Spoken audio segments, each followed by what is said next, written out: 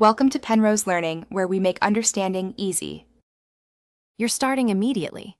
Make sure the Blade L210 has at least 20% charge and a quick backup of important photos or contacts.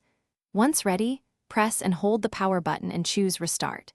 Safe mode usually exits after a normal reboot because it temporarily disables third-party apps for troubleshooting. If the menu lacks Restart, hold power until the device fully powers off. Wait 10 seconds and turn it back on. Doing this first isolates whether a reboot alone solves the problem.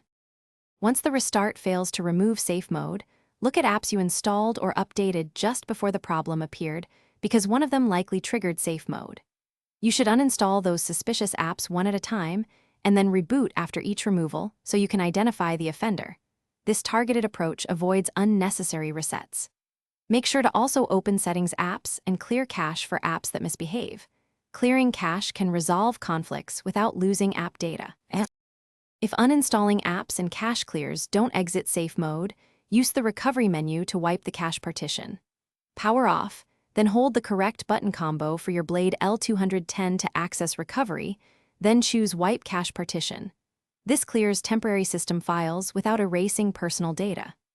As a final step, perform a factory reset from Settings Backup and Reset or from Recovery Wipe Data/Factory Reset, but only after backing up.